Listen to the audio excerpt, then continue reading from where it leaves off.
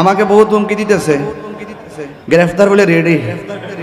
আমি বলছি আমার নিয়ে জেলখানাটা বইরা লাভ নাই, বরং আমার নিয়ে যে জেলের মধ্যে রাখবেন ওই জায়গার মধ্যে একটা দুর্নীতিবাজরা রাখলে ভালো হবে, ওই জায়গার মধ্যে একটা নাস্তিকরে রাখলে ভালো হবে, ওই জায়গাতে একটা কাদিয়ানিরে রাখলে ভালো হবে, ওই জায়গাতে একটা লুটতরাজরে রাখলে ভালো হবে।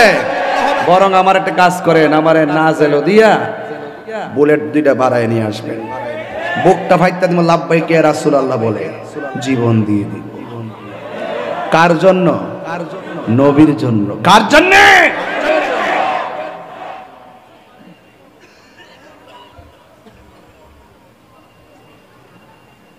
হিন্দু পূজা করবে মন্দিরে, বৌদ্ধ যাবে পেগোডায়, খ্রিস্টান যাবে গির্জায়, মুসলমান যাবে মসজিদে।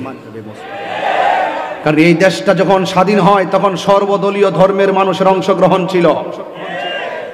আর রাসূল শিক্ষা দিয়েছেন কেউ কাহার অন্য ধর্মের উপরে জুলুম করা যাবে না, সে তার স্বাধীন মতো যেন তার পূজা তার উপাসনা করতে পারে, অন্য ধর্মের মানুষকে জোর জবরদস্তি করা যাবে না।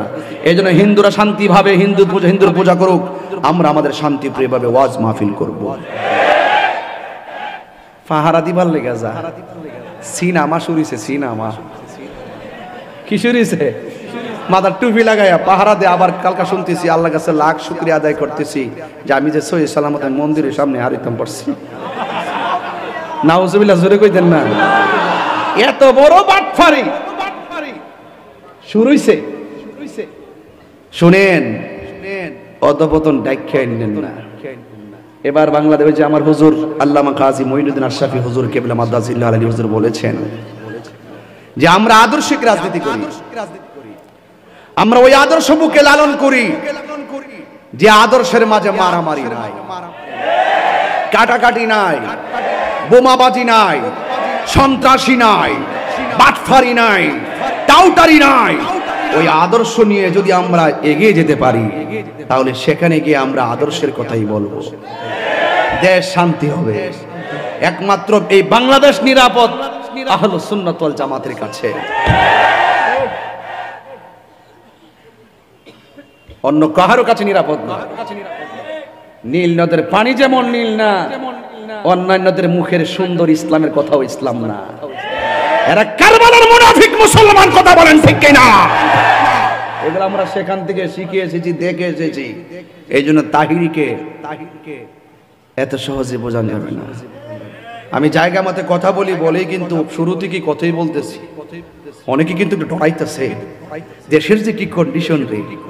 আরে দেশ তুমি ক্ষমতা থাকলেও থাকবে, না থাকলেও থাকবে। কেউ যদি ক্ষমতা নাও আসে বাংলাদেশ কি লইয়া যাবে কেউ? কিন্তু আমার ইসলাম, আমার কোরআন, আমার সুন্নাহ, আমার আদর্শ, লাকাদ কানা লাকুম ফি রাসূলিল্লাহি উসওয়াতুন হাসানাহ, রাসূলের আদর্শ অনুসরণ করা সর্ব অবস্থায় উম্মতের জন্য ফরজ। এই জন্য বেলায়েতের আলোচনা করতেছিলাম। বেলায়েতের বাদশা, মারফতের সম্রাট মৌলা আলী রাদিয়াল্লাহু তাআলা আনহু। সুবহানাল্লাহ বলুন। আল্লাহ পাক জিবরাইল আলাইহিস সালামকে বললেন, হ্যাঁ জিবরাইল, আমার বন্ধুর কাছে যাও, আমার বন্ধুর কাছে গিয়ে আমি আল্লাহর সালামটা পৌঁছে দিবে। নবীজিকে সালাম দিয়েছেন কে? মুখে মুখে বললে তো বলবেন যে হুজুরে কিচ্ছা কাহিনী বলে গেছে। এই জন্য কিতাব টিতাব নিয়ে আসি না, পরে বলবে যে বাবারি তাহির হুজুর যেন কিতাব নিয়ে আসে, বড় হুজুরকে দেখায়। আমি পড়ি, আপনারা শুনেন।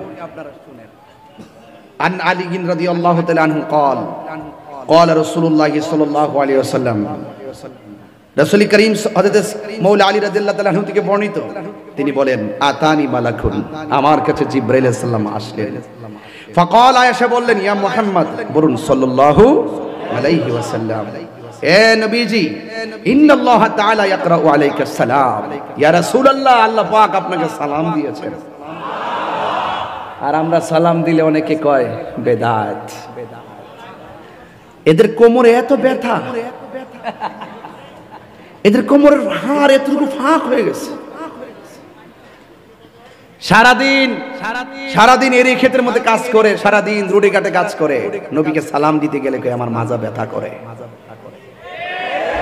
কিন্তু অন্তরের খবর কেউ জানে না। জানে কে? আরো বড় করে জানে কে? বলছি